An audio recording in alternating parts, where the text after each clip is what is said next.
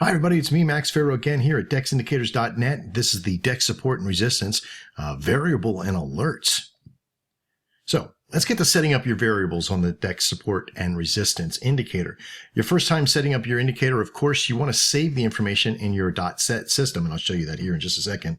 This will make life simple for you later when you are about to start trading with other strategies and you want to apply it to other indicators and other charts. This also keeps the information from the variable, including your license with the system, so you don't have to keep copying and pasting and going back and forth to the website to get your license each time. Let's go have a look. Okay, so we jumped over to the MetaTrader 4 chart, and we're using the USDJPY. It doesn't really matter which one you use. And we're going to simply click and drag over to the chart. And this will bring up our Dex support. Now over at DexIndicator.net, you want to get your license key. Make sure that you got that really handy inside of a notepad. I usually save most of mine in a notepad that I keep on my computer. I don't want to show you what it is here. There are a lot of copy and pasters out there, people that can actually write it all down, and it is an active key. So you'll get yours from the system. It's very easy to figure out outside, and it was done showing you in training as well. Each one of these variables has its own process. The software license, don't change any of the values there.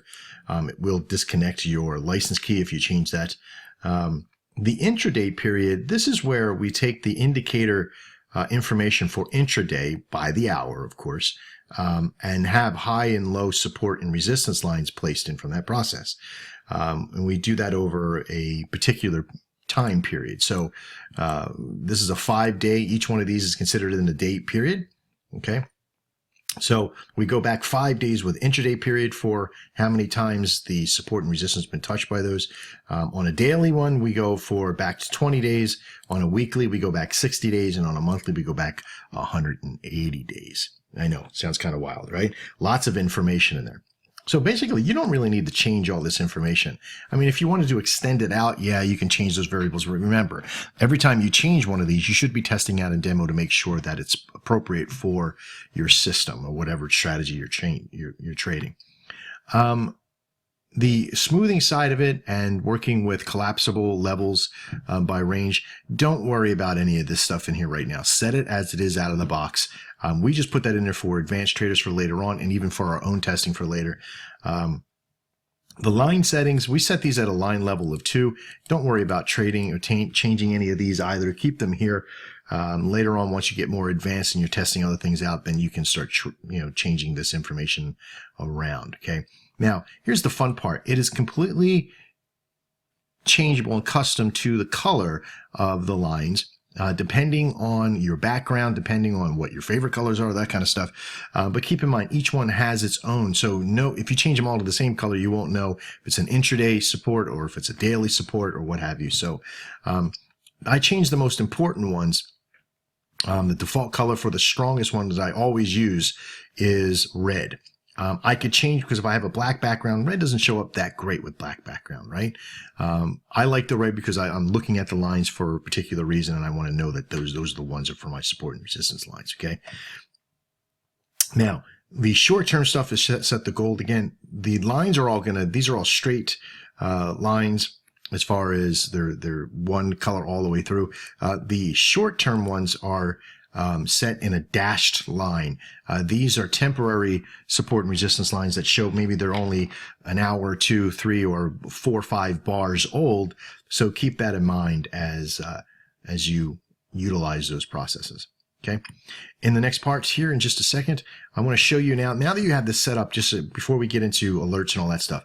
Once you have your key in, now maybe like you want to change this color to, let's say, I don't know, purple. Right, and so you've changed it to dark orchid, right? It looks like purple to me. It's dark orchid. Gotcha. And now you want to save into a set, right? So what you're going to come down here is you're going to do is hit save. And let's just pretend you have your license key in there already. And you're going to hit save. And what this is going to bring up, it's going to bring up your expert set here. And this is really important. I've already saved one in here. You can come down and name this. Let me see. I'm just going to name it demo resistance. Okay. And I'm going to hit save. Okay. Remember, I put in a fake license key here. Now, if I cancel this out and I come back over, I'm setting over a new one. Oh, none of that information's in there. But if I come to load and I go, let me see, where did that go? Demo resistance set, and I hit open. And see, there that is. Okay, so normally you would have your, and see, now it's dark orchid again and not red from the set. So this is pretty important to use, because if you're applying it to multiples, or if you're putting it into a, you're applying this over another indicator. Let's say if you had a Dex trend, and then you had the MACD on there, and you wanted to add this, but yet you don't have it set up in a template, and you want to be able to save all that information on how you normally like it, then you could save it in that set. You could also save it with other variables in there as well, like longer periods or shorter periods. You can name them anything you want. Okay. Okay, now let's talk about alert and emails. This indicator is an advanced indicator. It's considered an advanced indicator series due to the alert systems it provides. We built in an email alert and a sound alert, as well as a push notifications to your phone alert. In this video, we're really only going to be focusing on the first two. Setting up an email alert is very simple, but it does take, if you have not watched how to set up an email notification video, then in basic training in Dex indicators, you want to go over, you want to pause this video, you want to go back over it and watch it. I'm just going to show you some of the things that are in there right now. Also, as easy as it may be to set up a sound alert, this will also give you an opportunity to maybe walk away from the computer or walk away from the process to wait for a support and resistance zone to be hit. Let's go have a look. Okay, so we basically set ourselves up at support and resistance. We're going to load in our set. There it is right there. Okay, now right underneath my alert name, I mean, you can click on my alert name and you could say support resistance, and that's the reason why in there it shows up in the email with this name in there. Okay, you could set display alerts, which you can do. It'll do a pop-up on the system. You can say email alerts. If you hit the true, it will activate under your tools, and I'll show you here that in just a second. Push alerts, sound alerts. We're just going to work on that one here. We hit true. We don't have another file wave in here. We just have the alert, which is just an annoying bell sound that comes to bear, and it'll do a pop-up of the alert on the screen. Okay. If I hit OK, it's not really going to do anything right now. But what I want to show you here is that when you push the email button, you need under Tools, under Options, under the email system, is to have your email system set up and enabled at this particular point. Okay, so you can receive email alerts from that process. There is a video in the Dex Indicators basic training that does show how to set all this up. Make sure you pop in there, become a free member, and watch that video on how to set this up. It's very informative and get you set up pretty easily using even just a Gmail system. Okay, once that happens, you're going to receive email alerts that will dictate high-low regions in here. So very powerful.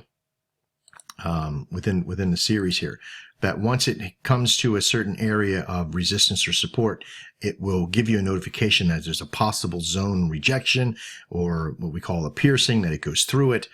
So it's going to give you a lot of data along the way. Okay, now experiment with that process.